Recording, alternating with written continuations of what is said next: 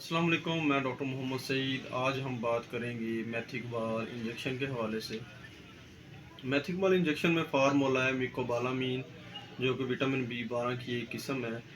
मैथिकबाल टीके की कीमत की बात करें तो इस वक्त इसकी कीमत जो है वो 183-84 रुपये है। मैथिकबाल इंजेक्शन बेसिकली विटामिन B12 यानी कि B12 की कमी की वजह से बहुत सी जिस्म में प्रॉब्लम हो जाती है और उस कमी को दूर करने के लिए मैथिकबाल टीका जो है वो इस्तेमाल किया जाता है। विटामिन B12 की कमी की वजह से पेरिफेरल न्यूरोपैथी हो जाती है, जिसमें क्या होता है कि जिस्म में जो है वो चुभन सी होती है, हाथों और पाँव में सुइयाँ चुभना शुरू हो जाती हैं, इस तरह के जो हैं वो होना शुरू हो जाता है, पाँव जलते हैं, इस तरह लगता है जैसे पाँव में जो है वो चींटियाँ चल रही हैं।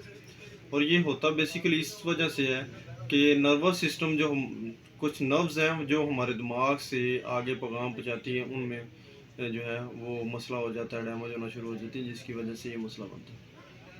इसके अलावा मैगलोब्लास्टी होती है, ये एक ऐसी बीमारी है मैगलोब्लास्टिक अनीमिया, जिसमें जो है वो हमारे खून में सुर्ख ज़रात होते हैं जो कि बढ़ना शुरू हो जाते हैं, जिसकी वजह से बहुत से मसाइल पैदा हो जाते हैं, जिस तरह के पट्ठों का खिंचाव होना शुरू हो जाता है। इसके अलावा जो है शुगर के मरीज़ जो हैं उनमें ये बहुत ज़्यादा आम मसला है, जिस तरह के थकावट होना शुरू हो जाती है, गनुदगी होना शुरू हो जाती है और सांस फूलना शुरू हो जाता है।